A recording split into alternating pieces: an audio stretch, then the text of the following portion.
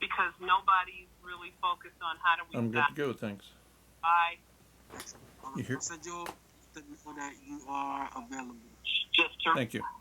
Around the block with them. That's not what they're for. And until we decide that it's the people are a problem, but the guns are the weapon of choice, and so we need to do something about that. And I mean, he is a study in "It Wasn't Me." Right. I didn't hear it. Shocking. I didn't have my vest on. I didn't have my radio in my hands. I mean, he is like some comedy routine that ends with "It wasn't me." I got news for him. He's not going to win city council. I saw the sign they had out with him running for city council. Yeah. And so, I think people will be very turned off by what he's saying, but in the bigger picture, are people going to come out and say, you vote for guns, we don't vote for you?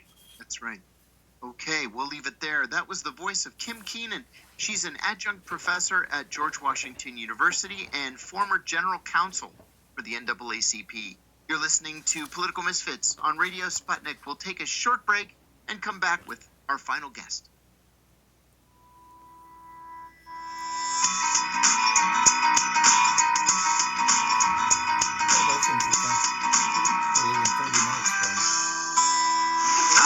I'm political analyst Garland Nixon. And I'm political scientist, author, and nationally syndicated columnist Dr. Wilmer Leon. We're the co-hosts for The Critical Hour, airing Monday through Friday from 6 to 8 p.m. Eastern Time here on Radio Sputnik in Washington, D.C.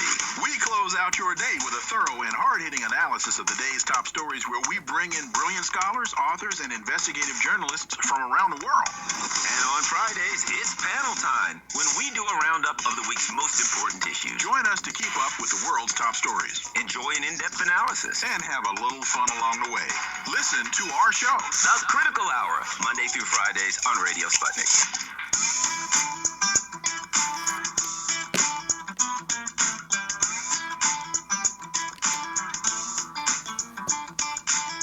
Welcome back to Political Misfits on Radio Sputnik, where we bring you news, politics, and culture without the red and blue treatment. I'm Michelle Whitty here with John Kiriakou, talking about water and national security, and what is being reported as the Biden administration's new direct link between the two.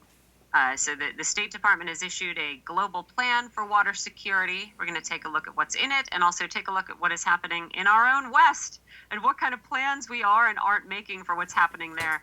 Joining us for all of this is Guy McPherson. He's a scientist. He's Professor Emeritus of Natural Resources and Ecology and Evolutionary Biology at the University of Arizona. Thanks for joining, Guy. Thanks for having me on the show, John and Michelle. So we have this new action plan for global water security, and I see a lot of reports saying this is the first time the U.S. has established a direct link between water and national security. But I also see that the Trump State Department said it viewed water as an issue of national security, so I guess maybe it has just been elevated as a priority somewhat. But I suppose, on one hand, we should be grateful that the administration is treating water security as a serious issue. But I am concerned about the State Department simultaneously saying secure and sustainable access to safe water is an essential element of national security, but that also it is going to take a whole of government approach to create a more water secure world where people and nations have the water they need to be healthy, prosperous, and resilient. Just because the people and nations of the world need quite a lot of things that the United States has historically been happy to hoard, or at least not facilitate the free movement of, right? And so, I wonder, one, if you think anything seems very new about this policy, either how it discusses the problem of water security or how it proposes to deal with it. Well, first of all, there's nothing new about this policy. Consider this feel-good line from the White House Action Plan on Global Water Security, which could easily have been written during the Dust Bowl of the 1930s. Here's the quote: "Water security is essential to the United States' international efforts to increase equity and economic growth, advance gender equity and equality, build inclusive and resilient societies, bolster health and food security, decrease the risk of conflict or instability, and tackle climate change." End quote. In other words, water security is essential to all the positive acts we claim to do on behalf of the world. Not mentioned is that water security is also essential to everything this country needs to maintain its stature as an economic superpower. Yeah, and I mean, again, why we should expect anything different from this wording is really silly. And here's what a GRIST report cites as most meaningful: that integrating water security into national security means ensuring that traditional foreign policy efforts incorporate and elevate water security. I'm not exactly sure what that looks like, other than now let's talk about water on the agenda for all these meetings. I don't know. I don't want to sound like an idiot, but I am really wondering, like, what. Yeah, you've already said there is nothing new here. I'm wondering if you think that they are sort of losing sight of what is actually happening here.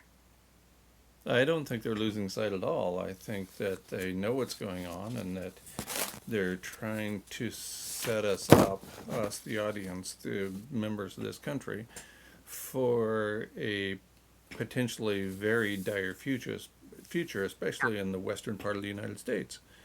And we can talk a little bit, and I think you want to probably ask some questions about what's going on with the reservoirs in the western United States, especially along the Colorado River. Oh, I definitely do. I definitely do. I want to get to that in just one sec. I just want to ask, I mean, this is sort of implied by this entire conversation, but is it actually useful to categorize things like water as a vital element of national security? Right? Or could this do more harm than good? Because I think national security immediately triggers a context of competition, conflict, and militarism. Is there any different philosophical framework through which we could elevate this issue that's not, immediately turning it into something that we need to go to war over? We could, but we won't. War is our go-to solution. Two comments about military conflicts. One, all wars are resource wars. And two, military conflicts for water have been underway for at least 4 decades, although they're often disguised as conflicts for other materials. The most obvious example is grains. The ability to grow, store, and distribute grains at a large scale forms the basis for every civilization, including the one we currently occupy. But it's becoming increasingly clear, even to national level politicians, that the ability to grow grains is being challenged by the ongoing megadrought on this continent. The last megadrought contributed significantly to the demise of several civilizations in North America, and a drought contributed to the fall of ancient Greece about 3,200 years ago.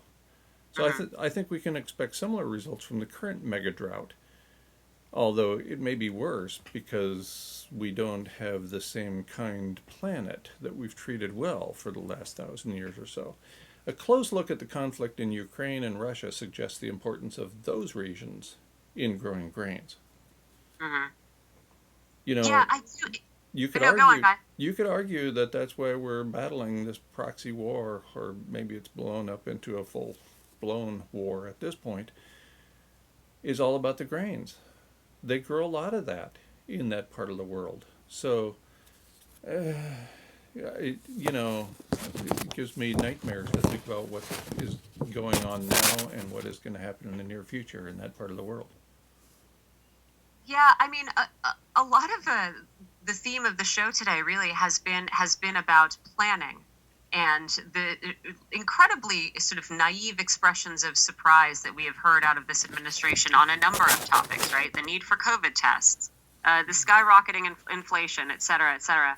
And, Guy, people have been saying, activists, environmentalists, et cetera, have been saying for decades now that the wars of the future will be fought over water. And as you say, it's wars of the present. They're just not quite accurately described. And so, you have this really delayed attempt to make something that looks like a plan to deal with potential water scarcity.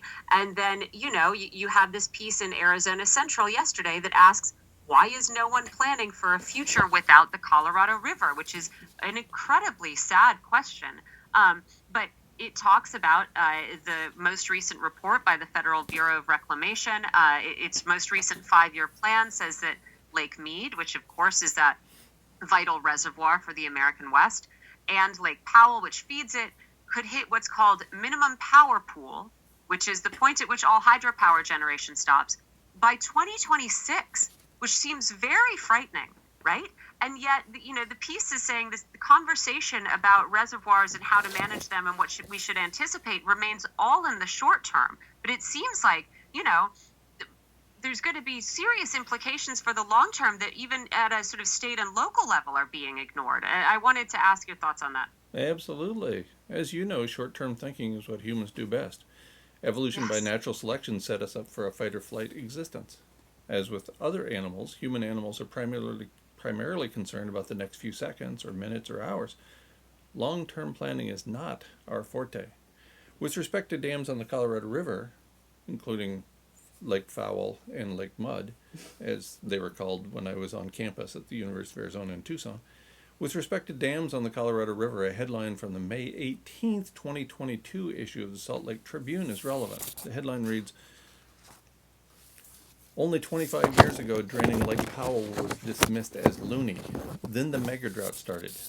5 days after that story was published in the Salt Lake City Tribune, Fox 10 News in Phoenix, Arizona brings this headline: "Lake Powell producing energy to millions, majorly threatened by drought conditions." Majorly? Really? I'm not sure this person graduated high school, but whatever. So, regardless of the terrible manner, of greater importance is that the story indicates the water level of Lake Powell has dropped 100 feet in 11 years, and the rapid rate of decline has accelerated during the last 2 years. The last time the water in the reservoir was at its current level, it was filling up for the first time. Another 130-foot decline, and the dam will stop producing hydroelectric power. 6 million people currently depend on that power. That's a big deal. Wow. Yeah, that's a very big deal, isn't it? Yeah. And so again, this is the context, like this is the country that is now saying, hey guys, we got to get together. We got to make a good plan for the world so we don't all start fighting over water. Like, I think it's not without good reason that we distrust this. And I want to ask also, because I think, Guy, it's when we say planning is not being done, things are not happening. I think it's sort of useful to contrast that with what could be done, so you can sort of see the negative, if you understand what I mean. So, like, if we were responsibly reacting to this mega drought, right, and responsibly reacting to the water levels in Lake Mead, you know, what would be some concrete things that a responsible state and a responsible national government would be doing? Sure. The solutions proposed so far for Lake Powell, and by extension to the entire Colorado River system, so far they include reducing water usage in the Phoenix metropolitan area, the 5th largest city in the United States. I'm pretty sure water restrictions will not be well received among the 5 million people in the metro area. And, you know, one of the consequences of depending upon nature for water in the desert is that whereas nature always bats last, nature comes to the plate earlier in the desert than in many other locations. Additional cuts have been proposed on farms in the area, not just in the city from the residents. Arizona farmers are already being affected by water restrictions. The so-called solution of reducing water going to farms involves sacrificing food for water and energy. A well-worn phrase comes to mind: it's time to tighten our belts. As with restrictions on water consumption and electrical usage, I'm guessing hungry people will be unimpressed when the empty shelves at the grocery store extend to more than pandemic-induced toilet paper and dairy products. When we're talking about food, real food that is necessary for human survival, or water that is necessary for human survival, that's a tough call to make. And as nearly as I can tell, very little can be done to turn this around. Encouraging millions of people to move to deserts was never a great idea. But that's what our federal government has been doing for decades. Encouraging businesses to move to the deserts just adds to the difficulty of the challenge. So we've got enormous tech industries in the desert because they're dry, which is beautiful. Yeah. But contemporary Americans are among the most entitled and most privileged people in planetary history. Asking millions of people to give up their high-paying tech jobs to move to another location that's already overpopulated, I don't think that's going to sell very well. I mean, I hate to sound like, you know, my classic Debbie Downer here, but these are the kinds of things that we should have been thinking about decades ago, instead of overpopulating the southwestern United States and the western intermountain region in the western United States and thinking about it 50, 60, 70 years later. That's insane. Yeah, and it's, you know, all of this speaks to just a theme of a lack of long-term planning by any government. And I don't know if that is a feature of our system. I don't know if it's just a sort of state that we have, as I think our sort of institutions are crumbling and increasingly perceived to be rotten. I don't know what it is, but I agree. Like we're always sort of slapping some silly putty into these cracks in the dam, but at some point it does burst, right? And it is amazing to me that the people who are making these policies are not considering that.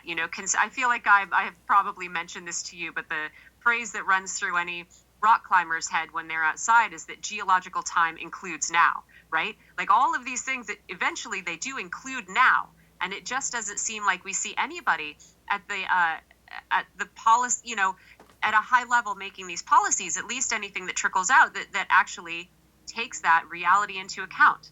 And that's the role of governments. That's not the role of individuals. Individuals are having a tough enough time getting through the day and the week and the month, much less the year. Governments are supposed to be taking the long view and planning accordingly. And yet we continue to, in the United States particularly, but also throughout the world, we take perfectly clean water and flush it down the toilet. Does that make any sense at all? That makes zero sense to me. So, foreign nationals that I've known have mentioned that to me.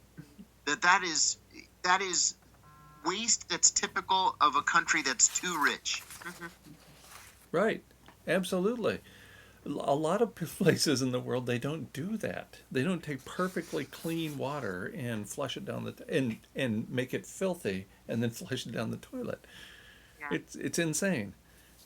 But providing access to clean drinking water is no easy task. And throughout the world, that's pretty widely recognized. According to the World Health Organization, more than 3.4 million people die every year as a result of water-related diseases, making that the leading cause of disease and death around the world.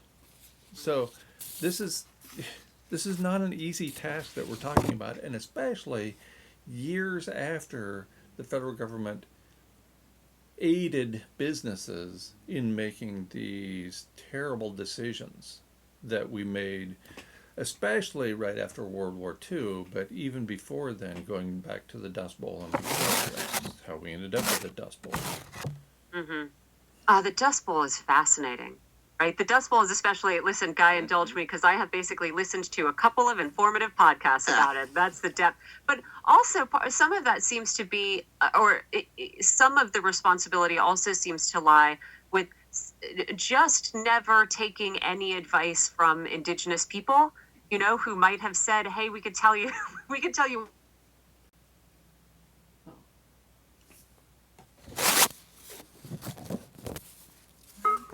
Make of that, and how much of that you think comes into play with phenomena like the Dust Bowl. Well, absolutely. When I was on campus in Tucson, the radical students, radical means to get to the root of. It doesn't mean crazy or trying to hurt people. The radical students, especially the grad students, their popular phrase was flush twice for Tucson, because they knew that using up the water quickly meant humans would be out of the way in the not so distant future, and we could go back to, at least that was the dream, go back to the indigenous way of life when there were a few hundred people living in the Tucson Basin instead of a couple of million as there are today. So obviously the colonist attitude, the colonial attitude, this idea that we can continue to exploit the world for the privilege of a few has long worn out. And are there better ways to live? Absolutely. But based on contemporary society, we're told, or it's just assumed, that there's exactly one way to live. And the way that everybody lives is the way to live. So if you try to do something different, people think you're insane. Trust me. I've been on the receiving end of that insane part for a long time. John and I get a little bit of that too, yeah. Let me ask, Guy, the U.S., I think, is obviously not a model of water management, but are there other countries or regions we could look to as models? Are there any places we could maybe take some advice from? Yes, absolutely. Most of Africa, for example, where You shake hands with somebody's right hand for a reason. That's because the left hand is used for personal health reasons. Sanitary purposes. Right? So, where you don't have toilet paper, you come up with other means. And every place in the world that lives smaller, that has a smaller environmental footprint than in the United States, is obviously one route to go. But we are so far down this path that getting millions of people to turn to a different lifestyle, even if it means survival of themselves or their children, come on. I'm beyond believing that people in this country are going to turn en masse to a better way. We value our weapons too much to give up our weapons, much less stop drinking water or flushing water down the toilet. Yeah.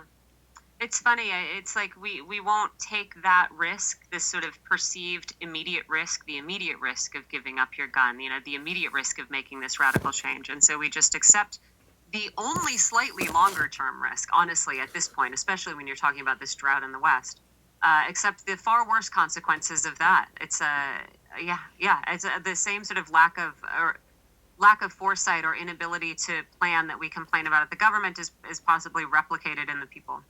And this goes back a long time.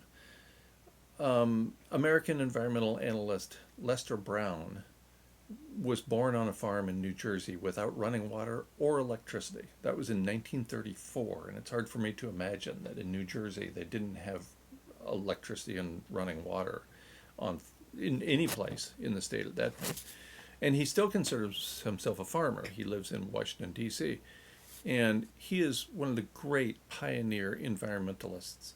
I used to read his books that he turned out every year as part of an institution he founded, the World Watch Institute. And they published their books in their State of the World series. So it would be State of the World 1984, State of the World 1985, and so on. And I used to read those books all the time. And, this goes back nearly 40 years. And Brown and others working for the World Watch Institute indicated that the water wars were not so much direct conflicts for water, which is difficult to move, but instead they were conflicts for grains.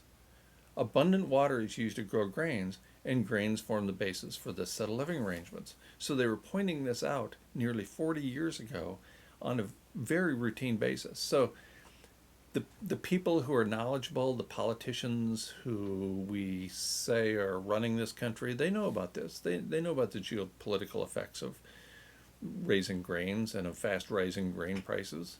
Lester Brown wrote an article in the May 2009 issue of Scientific American in which he said, quote, "The biggest threat to global stability is the potential for food crises in poor countries." And he went on in the same article to write that this threat is one that could bring down civilization.